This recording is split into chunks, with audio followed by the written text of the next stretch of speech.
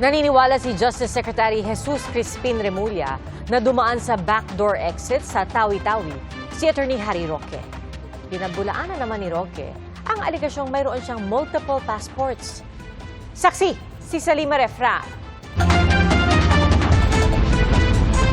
Sa gitna ng paghahain ng reklamong human trafficking dahil sa pagkakaugnay umano niya sa scam hub sa Porac, Pampanga, tahimik na nakalabas ng bansa noong isang taon ang dating tagapagsalita ng Duterte administration na si Attorney Harry Roque. Palaisipan noon kung paano nakaalis si Roque na hindi namamataan ng mga otoridad kahit pa may inisyong Immigration Lookout Bulletin Order laban sa kanya. Nasa inspeksyon ng immigration area ng NAIA kanina si Justice Secretary Jesus Crispin Remulla. Anya, nag-backdoor exit si Roque nang nakalis ito ng bansa. Sa Tawi-Tawi dumaan yan. Tapos sir, saan siya nagpunta? Malamang nagbangka o nag-speedboat papuntang Malaysia via Sipadan and Sabah. Nakumpirma na lamang ang lokasyon ni Roque nang maghain na ng counter-affidavit sa Konsulado ng Pilipinas sa Abu Dhabi, United Arab Emirates noong isang taon. Sunod na siyang namataan nang maaresto na si dating Pangulong Rodrigo Duterte sa The Hague, sa the Netherlands, kung saan meron siyang asylum application ngayon.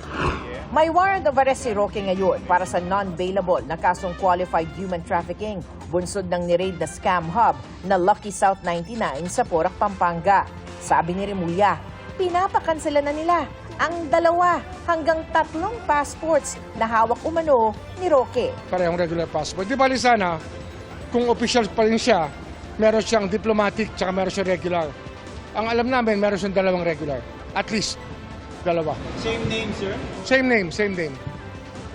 Very similar. Or maybe a difference in baka middle initial o kaya second name niya, hindi natin alam. Papahalukay namin yan. Kasi hindi dapat ginagawa yan. Sa isang pahayag, tinawag naman ni Roque na fake news ang sinasabi ng Administrasyong Marcos na meron siyang multiple passports. May isa raw siyang ginagamit na regular passport dahil puno na ang nauna niyang pasaporte.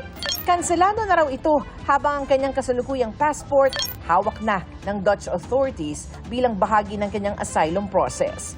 Hindi na rin daw niya ginagamit ang kanyang diplomatic passport dahil matagal na raw siyang wala sa gobyerno. Para sa GMA Integrated News, Salima Refran, ang inyong saksi. Mga kapuso, maging una sa saksi. Mag-subscribe sa GMA Integrated News sa YouTube para sa iba't ibang balita.